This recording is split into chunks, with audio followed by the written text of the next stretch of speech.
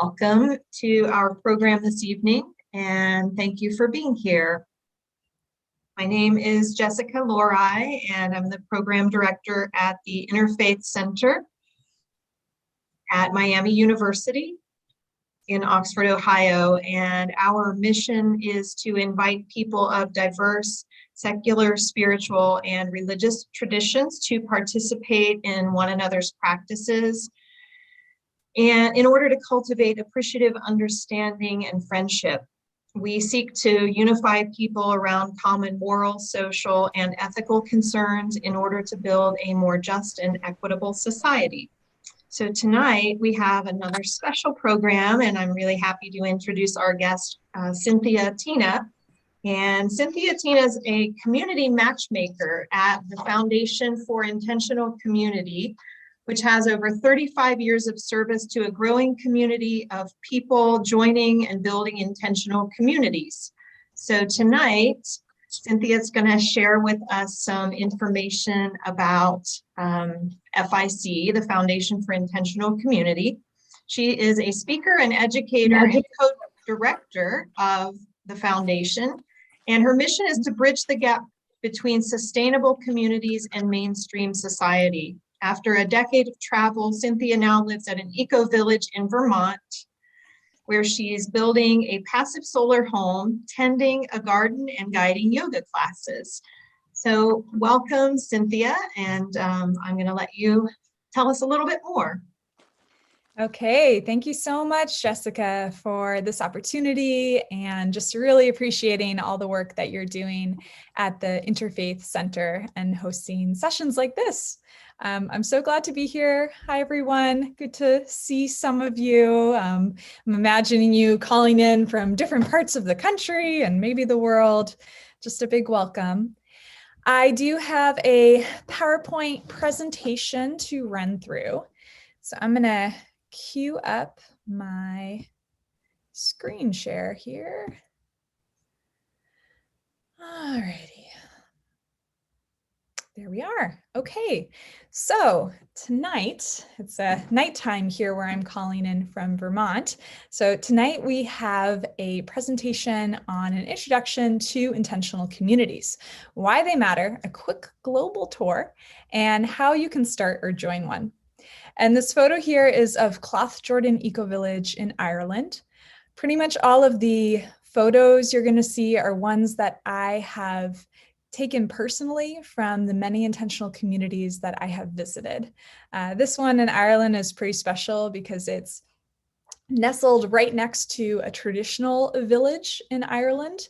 So it feels like this eco-village appendix of more natural and sustainably built homes and a cob oven for building community connection and beautiful gardens.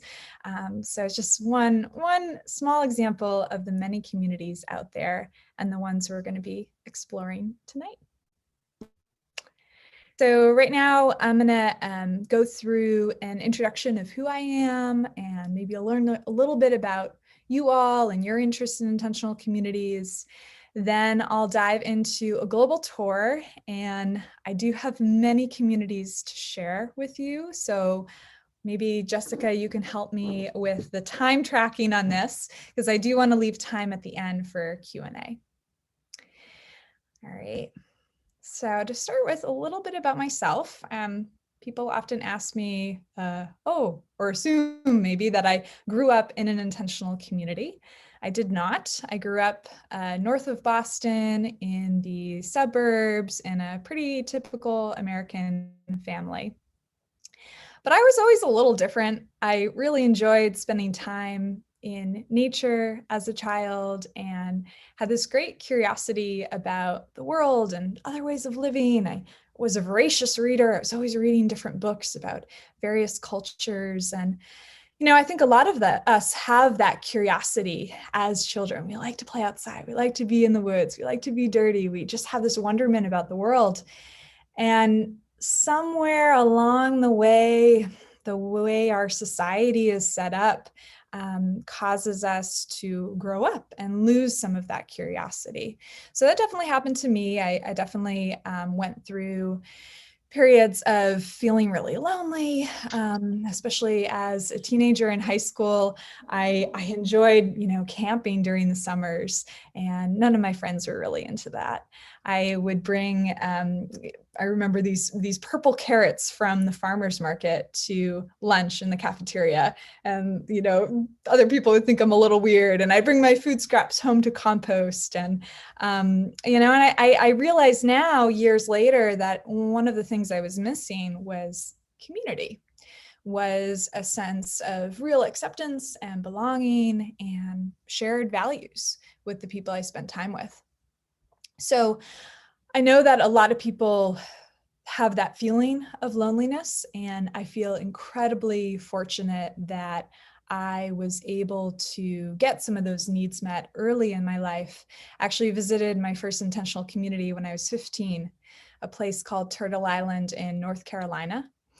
And I just got exposed to this whole other way of living. I did my first sweat lodge and learned about Native American ways of relating with the land. I learned about growing your own food.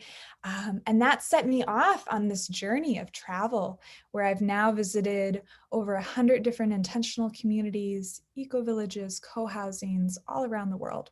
So I feel hugely blessed for that opportunity. And I just want to share that with more people and help them learn about these incredible places. I've also been fortunate enough to work with a few different organizations. The Global Eco-Village Network, which you can find at ecovillage.org, is an excellent resource. They have a map of all the different eco-villages around the world, and I was a board member there for several years. EcoLease is a European community-led organization that's actually a coalition bringing together eco-village movements, permaculture, transition town, and fostering really community-led action towards sustainability as opposed to top-down action. And I've also worked with the Youth Eco-Village Network called NextGen, so connecting young people with eco-villages and intentional communities. New Mundo, which is a network of impact centers. They have another excellent directory of communities at newmundo.org. So that's a great resource.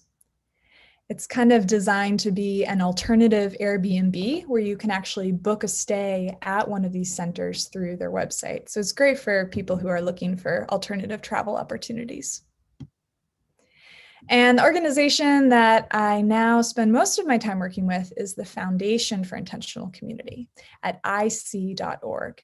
And I'm going to talk a lot more about their resources towards the end of our presentation. FIC is a 35 going on 40-year-old nonprofit organization that is supporting intentional communities and helping people connect with them and learn how to join or start them. This is my home. This is where I live now after all that wandering around for many years. I joined Headwaters Eco Village in Vermont at the beginning of 2020.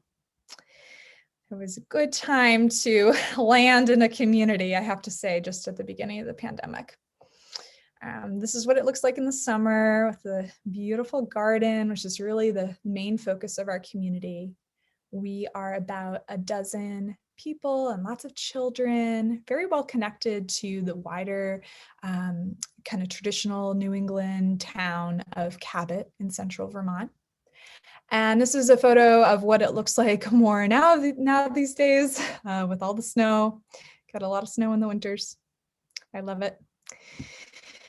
This is a photo of my neighbor's house. One of the things that makes our community unique is that everyone who lives here has built their own home.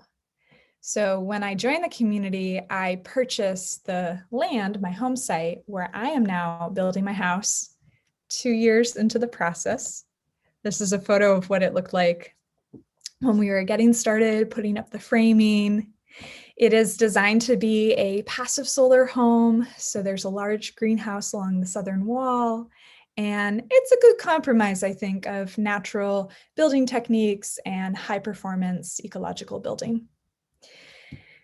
This is a very recent photo just this weekend. So you can see coming along, still a lot of work to do, but it feels good to be able to have the house be heated with a wood stove and be able to be working on the inside through the winter.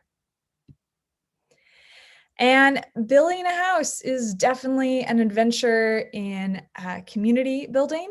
I have found I feel so blessed to be able to build my house in a community where everyone else has built their house.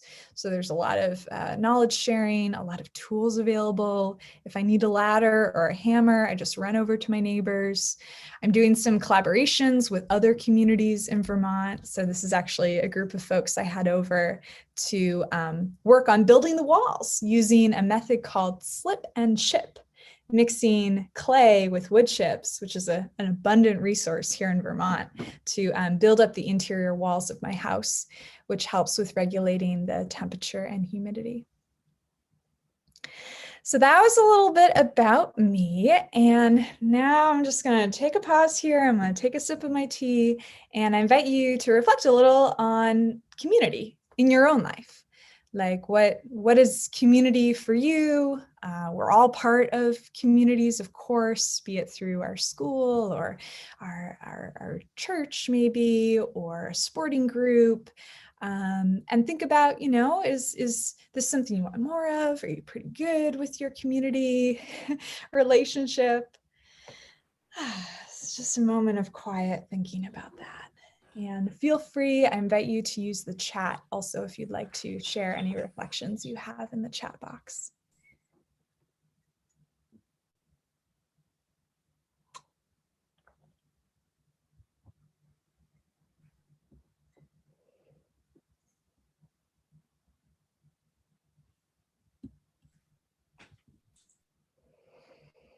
Okay, so continuing on with the basics. What is an intentional community? I use that word a lot.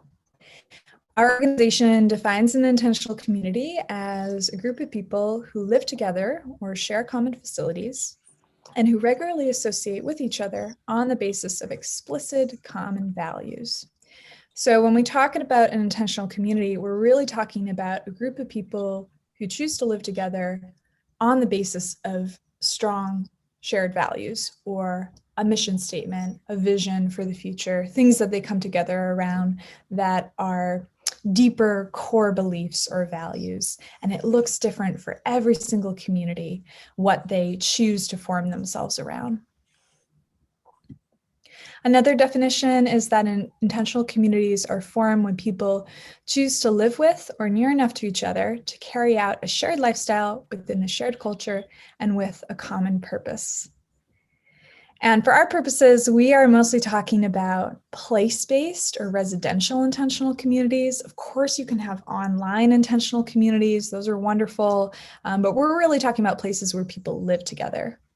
And not quite the same as a retirement community where, sure, people live together, a retirement community maybe in Florida, but a place where they have that deep commonality, and everyone who joins the community once it's established is choosing to buy into those shared set of values. And usually there's a involved membership process that one goes through to join an intentional community. These are some of the common types of communities: co-housing, eco-village, housing cooperative, shared homes, all different types. And we don't have enough time to go into each of these, but it is worth mentioning that there's no rubber stamp of approval on what is and isn't an intentional community, nor which terminology fits for which groups. It's really up to that community to decide what it wants to call itself. And I would say that co-housing and eco-village are the most common types of intentional communities that you may come across if you're looking on the directory on ic.org, for example. And we'll talk a little bit more about what those terms mean. I'll just mention that co-housing, sometimes people think co-housing thinks, oh, everyone who's living in the same house. It actually doesn't mean that. It's a model of community development brought over from Denmark, where individuals have their own private units with a lot of shared space and common facilities. All right, so next I'd like to invite you to share what you think some of the benefits of community living are, and put them in the chat box if you would. So go ahead and find the chat box. It should be a little button somewhere on your Zoom controls. Look for that chat icon and put in there what you think. Like, what is the attraction? Why would someone want to live in an intentional community?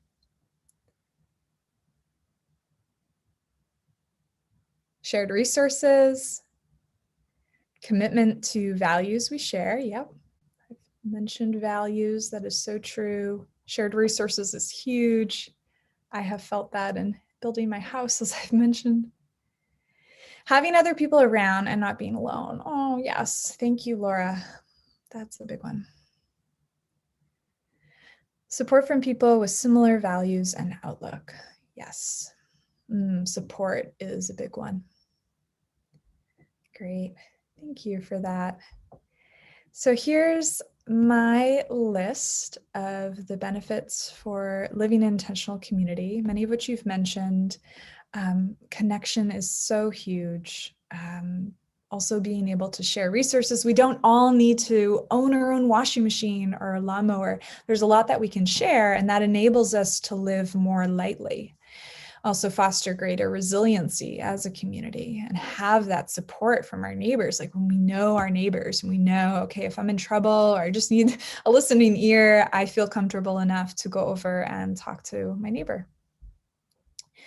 Feeling safer, also growing as a person. I really want to emphasize that one because for me in my own life, it's been so beneficial to spend time in communities where I think of it sometimes like you have all these mirrors surrounding you that are reflecting back the good parts of yourself, your growing edges, and it just helps you get that feedback to be able to grow. There's another metaphor like living in community is like being in a rock grinder where you're just bouncing off all these other people and getting your edges smoothed out. Interesting way, the diamond emerging. And then also co-creation and experimentation. You know, it's not like living in community is always all rosy. All of those bigger world problems out there show up in the microcosm that is community, but the opportunity in community is that we get to sit with those challenges and work through our differences. I think Laura and I were talking, Jessica and I were talking earlier with the work of the Interfaith Center and how it's really about trying to bridge these divides, and we are living in such a polarized time. And so if we can learn that skill set of coming together to talk through our differences, it'd be such a great gift for the world. And then fun, of course. I think living in community is a lot of fun. The big one, though, is loneliness. At the end of 2020, there was a study that 3 in 5 adults, about 61% of Americans, report feeling lonely. And loneliness has pretty serious health implications. What you might imagine, anxiety and depression, but also heart issues, and other long-lasting health effects. So we're not saying that intentional community is the solution for everyone, or that everyone should up and join an intentional community. There's a lot you can do to create community right where you are. And for some people, they do choose to seek out a formal intentional community. The good news is that there are thousands of communities out there. There's really a lot. Like if you go to ic.org/directory and you look at that map, that's just a small portion of the communities that exist. Those are just the ones that choose to list on our directory. We estimate there's between 10 and 30,000 intentional communities worldwide, also including more traditional communities that are just living the way that people have lived for eons. With those shared values at the core of what they are doing. So there's that map. And we have on our website an interactive map of the intentional communities, but we also have a printout directory book. If you're someone who likes books, you can take that with you on a road trip, visiting all these different places if you want. All right, so now we're going to get into the global tour. I figured out what she wants for her birthday. Okay. Somebody's got a birthday coming up. Nice. So I'll just jump right in. This is my favorite part of the session. And we're going to start with Oroville, which is arguably the largest intentional community in the world, where 3,000 people live. What you're looking at is the physical and spiritual center of Oroville. And 50 years ago, this was just barren land. And now the community that's formed in India has brought back life to what was a desert and created these food forests and farms. And this is the kind of central area of the community. You can see the little people walking along the path for reference of scale. It's just ginormous, covered in leaf gold, surrounded by these different meditation chambers. You go in, it's like all this marble columns and staircases. Feels like you're on the set of a movie. And Oroville's so large that when I visited, I had to rent a scooter to get around to see the different neighborhoods. So definitely a once in a lifetime kind of experience if you get the chance to go to Oroville and meet people from around the world who are creating this city focused on unity for humanity. Findhorn Community in Scotland is also a well-established intentional community with about 600 residents. On the so in far north, you can see the yellow flowers over there. That's the gorse growing on the sandy dunes. And 50 years ago, this was a trailer park that was famed for growing giant cabbages in the sandy soils. And they did this, they claim, through a strong connection with nature and a particular form of spirituality that has now blossomed into this really dynamic and thriving community. Ceres Community in Massachusetts. This is actually a sister community to Findhorn.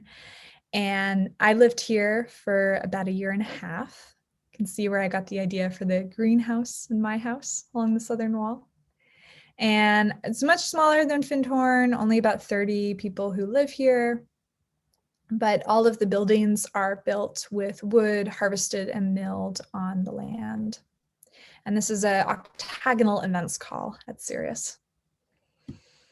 Ithaca Eco-Village in New York State. This is the largest eco-village in the United States, where about 500 people live in 3 co-housing neighborhoods, surrounded by this pond and woods and farms, and pretty close to the town of Ithaca.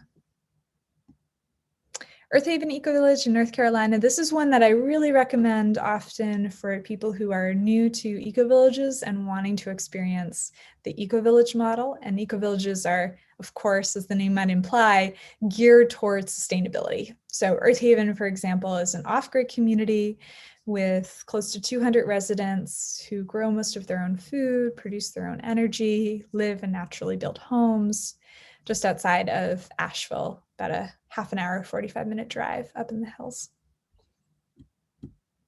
La Cité Écologique is a community that actually has 2 chapters, one in Quebec and one in New Hampshire.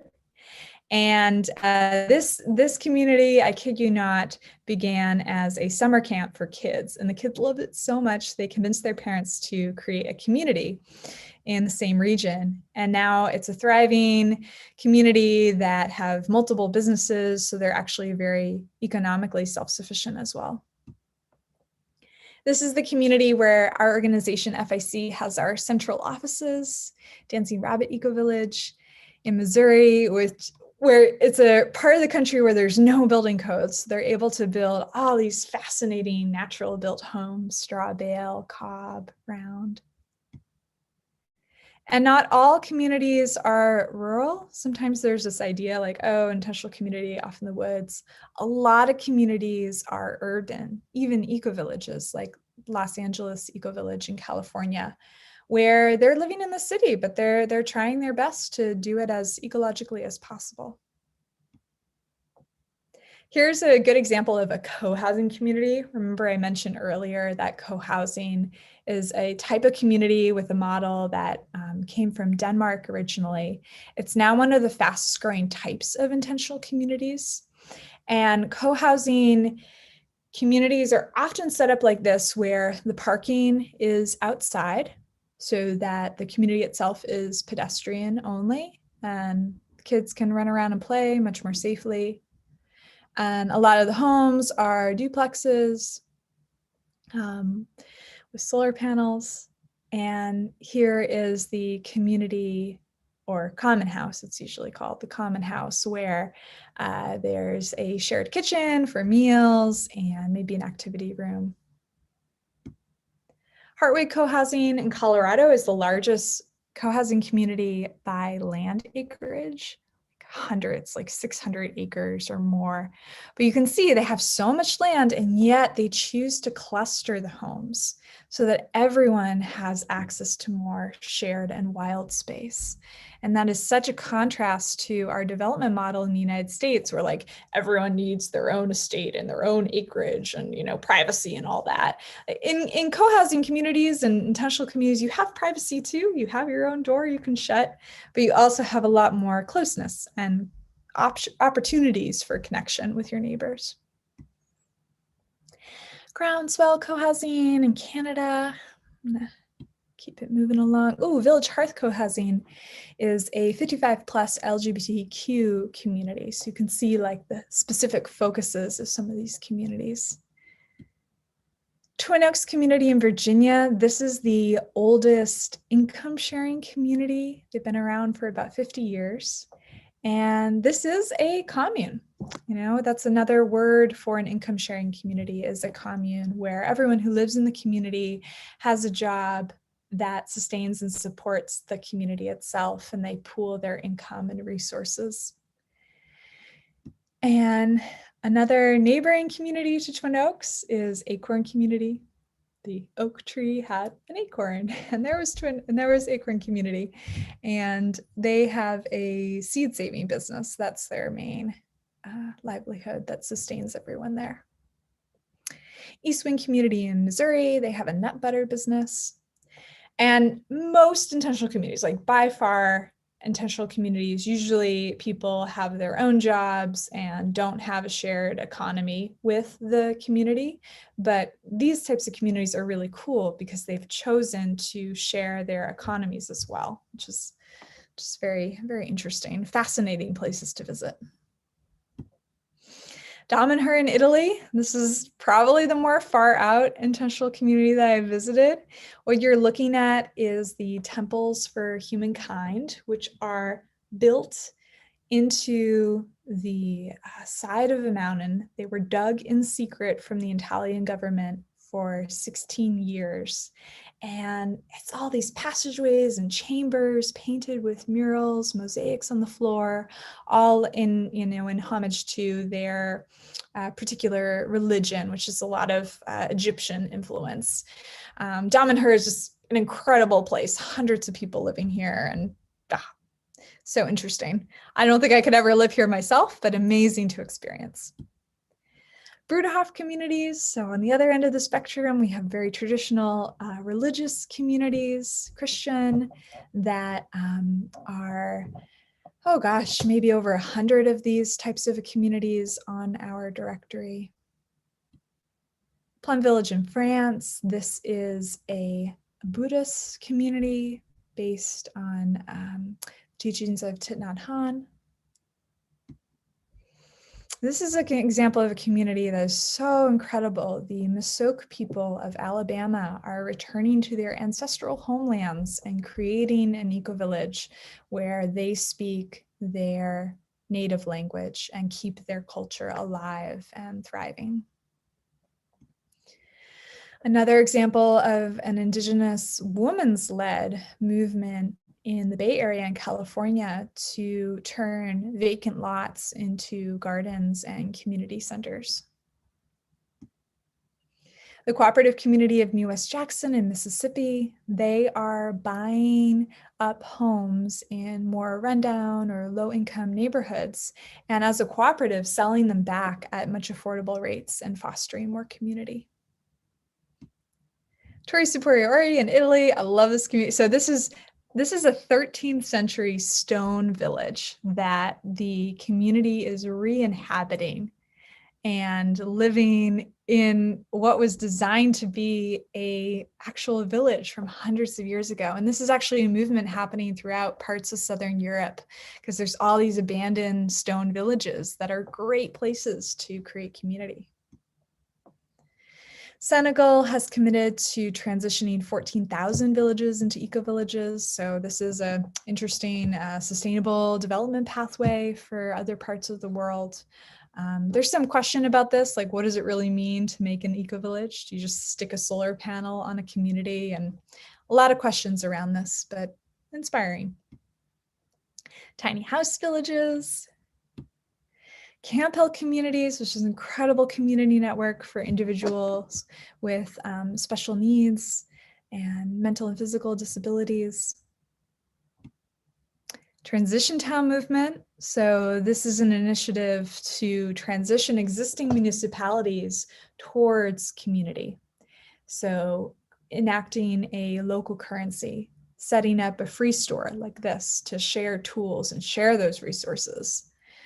Maybe it's a little free book stall or a community garden. There's so much that we can do to create community where we are. And the last example I want to share is the Village Building Convergence in Portland, Oregon. This is an event that happens every year where the residents, the citizens of Portland come out onto their city streets at intersections, and they do what they call intersection repair. And they create places out of where just like all the cars are crossing. And so they paint these murals on the street and they slow down the traffic. They use the street corners to build a cod bench or put in a little tea nook and create a place. This is part of the placemaking movement. You know, when you go to Europe or other parts of the world, they have the plaza, they have the gathering place, because their cities and towns were built back when people were walking and had to be and wanted to be in much closer connection with each other. And most of the development pattern in the United States is based around the automobile. And so we have places that are designed for cars, not humans. So a lot of this community building is about reimagining our shared spaces and coming back together to be in greater support and mutual connection. All right, so now I'm going to leave you with some resources if you're hungry to learn more. The first one I want to mention is the Starter Guide to Intentional Communities. This is a guidebook that I put together with FIC. And it goes into a lot more detail about what I talked about, points you in different directions if you're thinking to maybe start a community or join one. We also host weekly online events where you can learn communitarian skills and grow your community network. And that you can find at ic.org/events. And we also have online courses. So I truly believe that starting and joining a community has never been easier because of these fantastic courses that we're offering, where we bring in experts from our network to teach decision-making and teach how to start a community or how to find the one for you, or, you name it, all kinds of different community building opportunities. And that's at ic.org/courses. And these are a few of the courses coming up. Becoming a Communitarian, starting on February 19th, looking at, again, the skill set, the emotional intelligence, the interpersonal dynamics of living in community.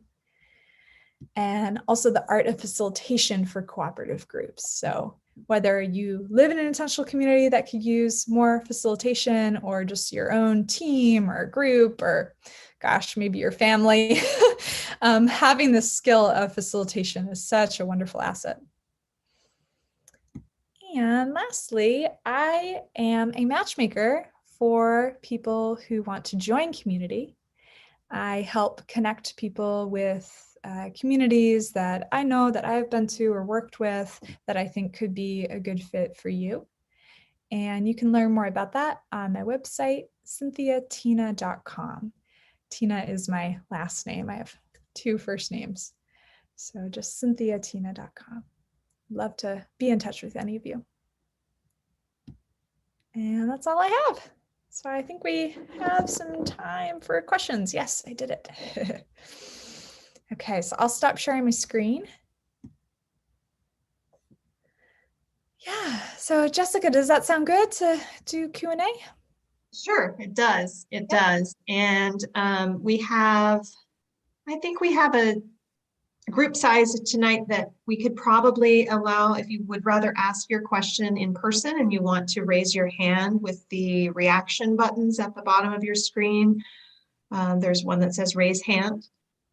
So if you would like to ask a question, you can put it in the chat or raise your hand. I think there were some questions in the chat, but I'll look at those while people are thinking about other questions. One in the chat is where in Missouri is Dancing Rabbit? Yeah, it is in Rutledge, Missouri, if you know where that is. To pull it up on the map. I feel like it's like central northern Missouri, in a fairly rural part of the country. Actually, when I visited, I had to take just like a tiny little airplane to get there without driving for hours and hours. And Dancing Rabbit is interesting if you do go visit because it is in an area that has multiple intentional communities.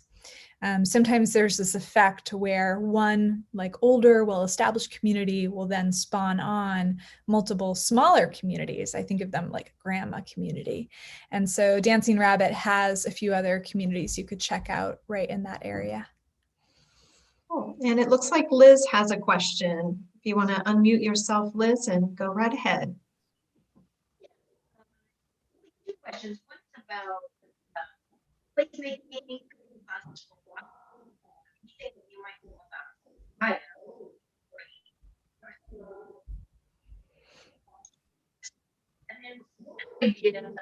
Yes, unfortunately, I can't hear you so well. I don't know if someone else is able to hear you better, but maybe if you talked into the microphone directly. turn off the video. Okay.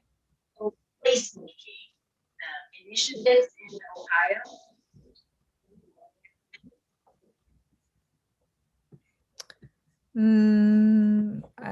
Jessica, did you get that? Something? No, we can't hear you, Liz. It's kind of breaking up and then your voice just disappeared. So I don't know if maybe.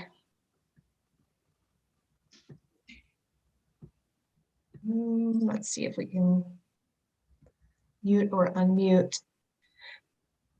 Or if you want to leave the meeting and come back in, and Bill has a question and we'll come back to you, Liz.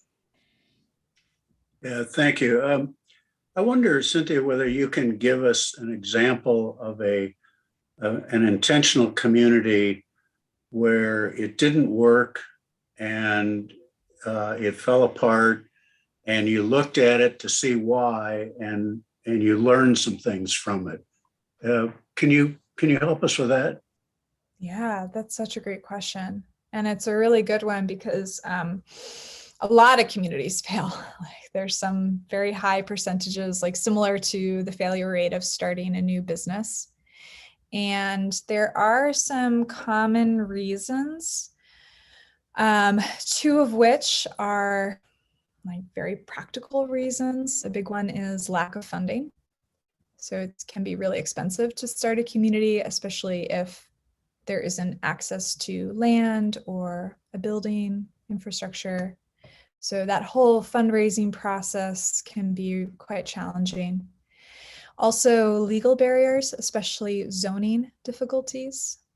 In a lot of counties, they have limitations on the number of people that can live together within a certain amount of space, or just hurdles come up maybe you want to do composting toilets in your community. Oh, and that's not allowed. Or have animals, and oh, that's not allowed. So that can be a real barrier. But the biggest one that I have seen and heard about is relational breakdown. Because I think that a creative, committed group of people can figure out a lot. They can overcome a lot. But if you don't have healthy interpersonal relationships, if you don't have good social hygiene, if you don't have good conflict resolution, facilitation, all of those communitarian skills, then when challenges do present itself, it just becomes so much harder. My friend who's a permaculture teacher, she says that it's rarely the gray water system that's broken in a community. So the people are often where things go awry. And also the most beautiful and wonderful part of living in community is the people. So that's what I would say. I hope that was helpful. Yeah, good. There is a question in the chat here, thinking about how our society is so divided, even within our small community. How can this idea be implemented without excluding some who have different opinions on things than ourselves? Wow, that is such a good question. I have been sitting with that one myself. And even in my own community, we experienced this, when COVID happened. All of these communities where different people were living, and then you get hit with something and you don't know how everyone is going to respond. It's not something we talked about beforehand. Why is it? It's not something that we had the opportunity to talk about beforehand. And so for many intentional communities, this has been a quite stressful time of needing to talk through a lot of very polarizing issues and topics, really important things when you live with other people so closely. So I feel like it is a balance and an art, because on the one hand, we're talking about intentional communities where people have shared values. And so there's a division there, there's a boundary, there's a membership process, and some people are going to be included and some people are going to be excluded. And on the other hand, we're talking about intentional community as a place to embrace differences and work through challenges. And even in a group where, oh yeah, you think everyone thinks the same as you and has the same values, but those values can play out in many different ways. For example, in our community, we have a lot of forested land. And so one of the challenges we've been working through is that some community members feel that conservation land should not be touched and it should be just left natural and it's best left alone. We have other people in our community who feel like we can work with nature to improve the biodiversity and health of our forests, and we can be like an ally with nature. So this has been a source of big tension and much conversation in our community. But I don't think that the goal necessarily is that we're all like happy all the time and that we're, not having conflict or problems. It's really about learning how to stick with the process in these divided times and how to engage with the other side and not think of them so much as an other and someone, oh, I can't even talk to that person because they don't think the way that I do. But really engage in the conversation. So that's what I've been learning about through community. Thank you for that question. Yeah. And appreciating you all with the interfaith movement is so hugely important as well. I'm scanning the chat while I'm looking. It looks like Kim has her hand up. I wasn't sure because I didn't actually register. I just joined on the Zoom session, but if we're allowed, I've been looking at intentional communities now for this past year, and I've identified a couple that are interesting to me, but in one case, it was way to what they were building was more than I could afford, and more than I wanted to live in. And then the others are just, they're full.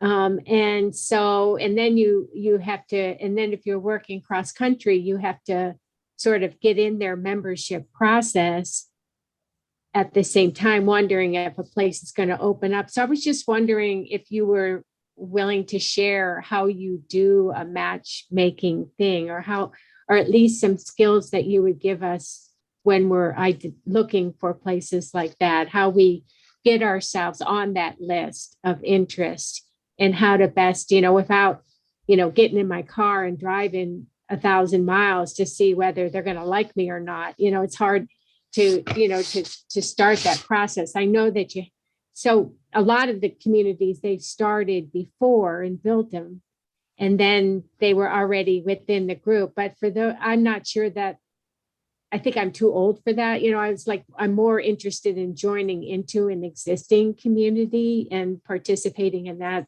I just wondered if you had suggestions about that. Yeah, thank you, Kim. That's a great question. And it is true that many communities, especially co-housing communities, have waiting lists and are becoming very desirable places to live. They do have turnover though. Like don't give up on a community that is really interesting to you, because they do have turnover. And the most important thing you can do is start building up relationships with these communities. And fortunately, since the pandemic and Zoom came to our lives, a lot of communities have been embracing the technology and doing virtual open houses, or virtual tours, or even some of the membership interview process online. So I would look for those opportunities, look to, the different websites and social media platforms of these communities, and start to build a relationship that way. So when you do send an email or pick up the phone, you can be like, oh yeah, I attended your such and such event, and there's already a little bit of a connection there. Or maybe you connect one-on-one with someone at one of those events. So that is something. And we're also doing monthly virtual tours of intentional communities. This would be a little bit of a slower option, but every month I do a 90-minute virtual tour with 3 different intentional communities. And so those would all be good ones to check out, because those are ones that are looking for new members. We also have, I don't know if you saw this when you were looking at the website, but we have a classified advertisement program. Yeah, and so keep checking the classified ads. And when push comes to shove, yeah, planning a trip, planning a drive. You gotta be able to see the community in person. You got to be able to meet people and sit down with them and have conversations. And it's not the same as applying for joining a school or applying for a job. It really is like building a relationship, and it does take time. And there are people who, make multiple trips or even move closer to a community or a few communities to start that process, and maybe rent out where they're living now. So these are some ideas. So for what I do, though, in my matchmaking process, the first step is completing an intake form and sharing more about what you're looking for. And then we have an hour-long conversation where I can answer any questions you have, and I kind of dig a little deeper to understand your situation. And then I send a list of recommendations for communities I think could be a good fit for you. And I try to only recommend communities that have openings, and ones that I have been to personally, or I have friends living there. And I work with the communities too. So they're telling me what they're looking for and when they have openings. So no guarantees, like, if you spent a lot of time and you've really done your research, which sounds like you have, you're probably already clear on which communities you want, and and you've already seen that they don't have openings. And so I would just encourage you not to stop the process because of that, but to like stick with it and visit the community even if they don't have an opening right now. Still, like, get your foot in the door. Yeah. That was We have some questions in the chat. One of them is a person has said that money is an issue, or cost would be an issue. And can you talk to us a little bit about the cost as compared to, let's say, buying, or I guess some of the communities, and this is another question in the chat, are some of them ones that you buy into buying property, or are there some that are just where you can rent, or how does all that work? all of the above. It looks different in every single community. So as I shared, like in my community, I purchased the land. Our community, and then I built my house. Our community is focused on affordability, so it's a little more affordable than the mainstream market. And you tend to find more affordable communities in more rural parts of the country. In general, eco-villages tend to be more affordable than co-housing communities. Co-housing communities tend to be at market rate or even a little above market rate, because you're buying a home, but you're also buying access to so many other shared amenities, maybe a swimming pool, a big garden, acreage of woods. So you're getting more for your dollar. Many communities do have rentals. If you are looking for affordable rentals in an intentional community, you could look at the Earth Haven website, that community I had mentioned earlier in North Carolina. They put all of their rental options up on their website. Dancing Rabbit Community also has rental options. Those are more rural communities though. So it is, a little bit of that trade-off. You could also look at some cooperative housing situations or co-living communities in urban centers. Those are, especially with this housing crisis, a lot of people are turning to co-living. For example, in the Bay Area, an affordable family-focused community is Golden Gate Co-housing, I believe near Oakland. So, they're out there. And I know there can be a little bit of sticker shock when you look at beautiful photos of a community and, oh my gosh, the houses are so expensive and they're full, and but they're not all like that. So just keep doing your research. There is another question in the chat wondering about placemaking initiatives in Ohio as well as North Carolina. Love the idea of making suburban spaces walkable plazas. And are there transition town locations in Ohio that you're aware of? Yeah, the transition town movement is so good. I'm going to transition. I am not aware of transition initiatives, but they have an excellent website, the United States Association for Transition Town. I'm going to put that link in the chat. And they have a map of different hubs. So yeah, that is a great option if you're like, okay, intentional community, it's a little too much with me, but I want to see if there's some initiative in my town I can get involved with, or move to a town that has more community mindedness. This is a great resource.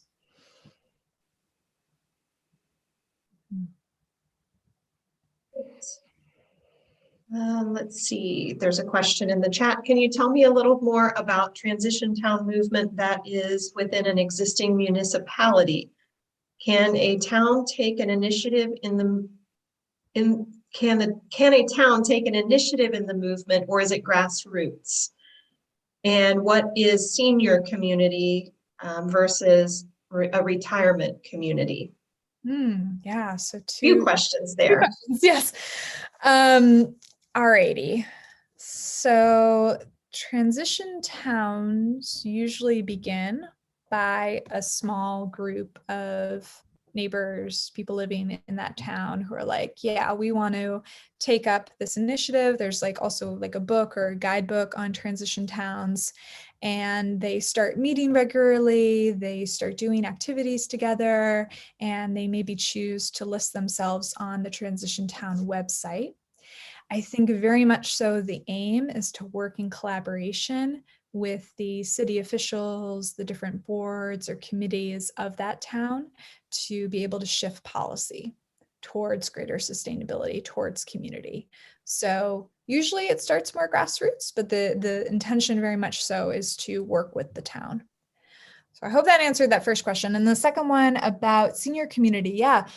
So senior intentional communities often are plus 55 or they have some other age restriction. So that in that way, they are similar to a retirement community. But in a senior intentional community, it is the seniors who are deciding how they want to live together, what programs they're setting up, what activities they want to do.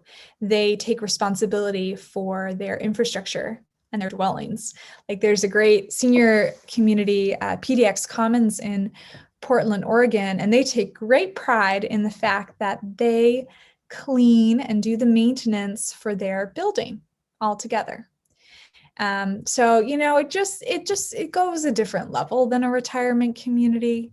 Oftentimes individuals who live in that community are part of a cooperative where they have shared ownership, not of just their home, but of the whole of the community. And often these are communities where there's a different culture towards eldership, I'm going to call it. Like they don't call people living in these communities elders. Elderly. They use the term elders, which is much more respectful and really is about embracing the wisdom and capacity of our seniors, not just stuffing them away into a nursing home or something like that. And it is an incredible shift in worldview and philosophy and really empowering for our elders. So those are some of the differences. Okay. We'll take this one last question here in the chat. Are you aware of any communities or situations that are seasonal? Sounds funky, but now the caretaker for a piece of property that has been in my family for generations. It has become unsustainable for me to manage on my own, so I'm looking for ways to keep the place going. At the same time, I'm interested in exploring the concept of co-housing and intentional communities as a retirement option. Think of it like a summer camp. Okay, so you have a property that you're wanting to bring community to seasonally, and you also go and explore other communities that exist. So I think I'm reading this right. Help me out if I'm not. Yes. Okay. Nice. Yeah, well, there are lots of more very community-oriented summer camps and land spaces. I think one of the things about intentional communities is that usually there is a commitment for people to be there year-round.